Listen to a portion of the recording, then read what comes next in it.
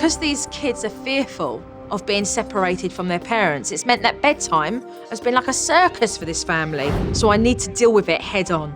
We're going to do the sleep separation technique. The beds are set up like this. And what I want the pair of you to do is to be facing this way. You're looking away from them and you're at an angle. There will be no talking. Okay, there will be no conversations had whatsoever.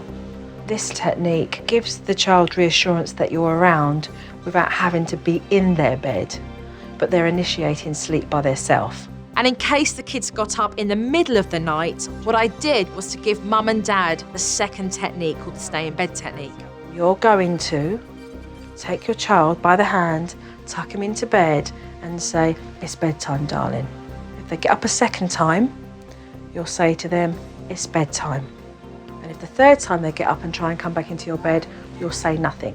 I then gave mum and dad some earpieces so they could hear my instructions clearly on my walkie-talkie. And then I set up camp in the living room with my monitor. I love you so much. Okay, guys, let's turn the lights off. I didn't know how the kids were gonna handle it, how I was gonna handle it. I don't like sleeping in my own bed. You know, it's been close to 5 years that this has been going on, so it's it's in their brain. Jonathon fell asleep pretty quickly, so I got Dad straight out of there. But that's when the fireworks began.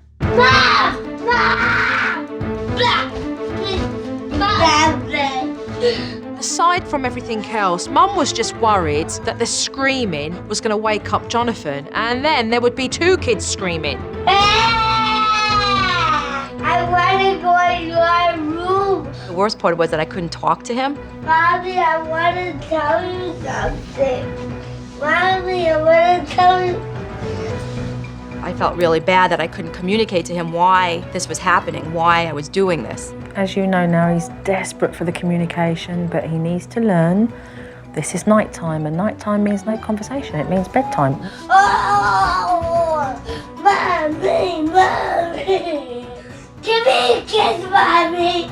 I want to hold your hand. Fanci, you're doing real good. If Joe was not talking to me in the earpiece, I would have definitely crashed. I wouldn't have made it through.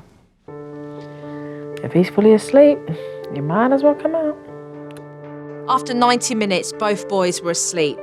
But inevitably, they were going to wake up in the middle of the night like they've done for years.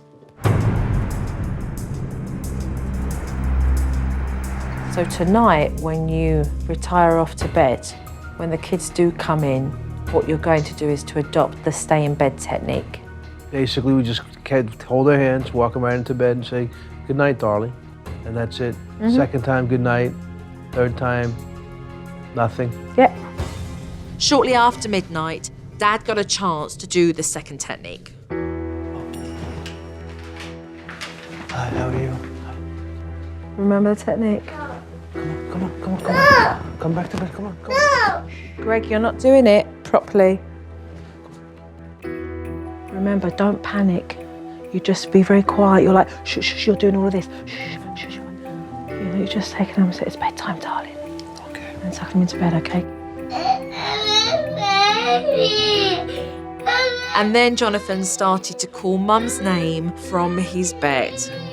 And that's when Mum's heart started to break. But can we go over there and like soothe him, even though he's in his bed? Do you think that anything you do will soothe him? What do you think will soothe him right now? If I give him a hug. You think that's enough? What does he want? What soothes him? Going to sleep in our bed. Soothe him? And you walk out the room and he'll cry again. That's what he wants, is in bed. He wants your bed.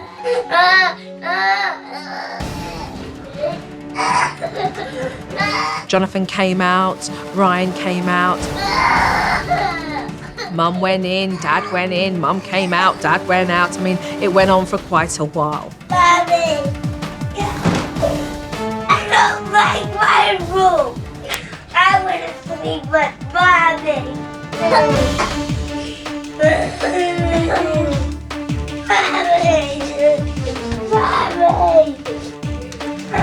I know.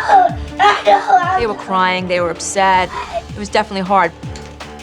I didn't think it would ever be over.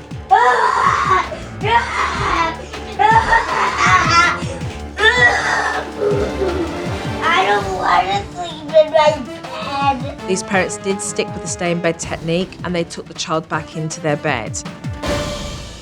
The boys were finally in their bed and quiet for the time being. But it was around 2 o'clock in the morning and we were all pretty exhausted. Mum and Dad had done extremely well, but it was time for me to leave to see how they'll do without me. I'm leaving you for a couple of days. Everything you've been taught, I want to see you guys implement. Seriously, if you guys do not do it while I'm away, you're going to go back to square one. If you have them in this bed tonight, you're cheating them, you're cheating yourself. This family are depleted, sleep deprived.